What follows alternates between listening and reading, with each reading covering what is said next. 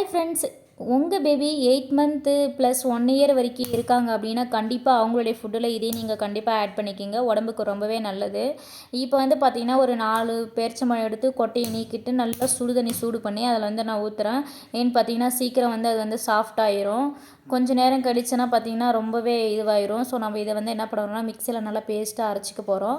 அப்புறம் இந்த சைடில் பார்த்திங்கன்னா நான் வந்து 2 ஸ்பூன் வந்து ரவை எடுத்திருக்கேன். அதில் கொஞ்சம் 1 டேபிள் ஸ்பூன் நெய் ஊற்றி நல்லா அந்த நெய்யிலே வந்து ரவையை வந்து வறுத்துட்டு அப்புறம் நம்ம வந்து நான் அரைச்சி வச்சேன் இல்லைங்களா பேரிச்சம்பழம், அந்த பேஸ்ட் வந்து அதில் ஆட் பண்ண போகிறேன்.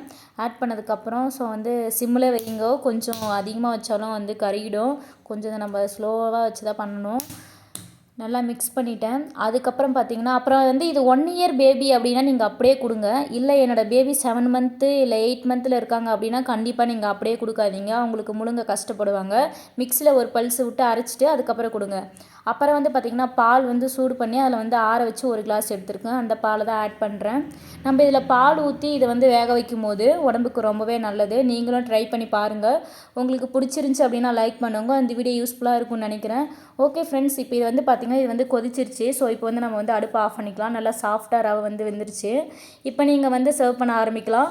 ஸோ வந்து தண்ணியை வச்சுக்கோங்க பக்கத்தில். ஓகே ஃப்ரெண்ட்ஸ், வீடியோ பிடிச்சா லைக் பண்ணி சப்ஸ்கிரைப் பண்ணுங்கள். பாய்.